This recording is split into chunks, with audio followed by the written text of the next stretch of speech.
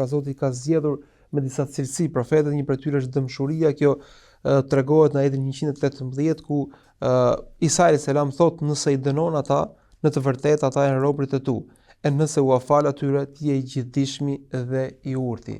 Pra sërish Isa alayhis salam me brengën e udhëzimit dhe shpëtimit të njerëzve na vjen në komunikim edhe në gjykimit.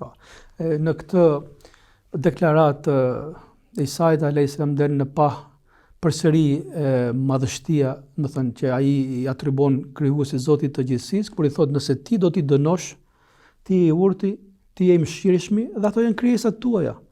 Dhe unë nuk kam asnjë pjesë në këtë gjë, do thënë, ato janë krijesat tuaja, siç jam edhe unë krijesa jote, ti e di më mirë se ç'do të bësh me secilin prej nesh. Ktu del pa madhërimi që ai jep Allahu xhalla shanuhu, por e thot pjesë edhe tjetrën që dëmshuria dhe mëshira, siç e përmendë, janë cilësi profetike. Zoti këtë cilësinë e dëmshurisë e ka reflektuar edhe tek njerëzit në përgjithësi, por tek profetët e tij në veçantë. Çdo profet ka dëmshuri dhe ka mëshirë. Përndryshe ai s'do të ishte ftues, nuk do të ishte lajmtar i Zotit. Nëse ti o Zot do t'i falësh ata, ti je i plot fuqishëm dhe i urti. Ti e di më mirë se nëse janë të meritueshëm për t'u falur, për të mëshiruar, apo janë të meritueshëm për t'u dënuar. Pra, kjo është totalisht kompetenca jote. Edhe falja e tyre, por dhe dënimi i tyre. Nëse do t'i dënosh, janë krijesat tuaja, me siguri ti do t'i dënosh, sepse ata kanë bërë diçka që meritojnë dënimin. Por se nëse ti do t'i falësh, kjo është përsëri është urtësia jote.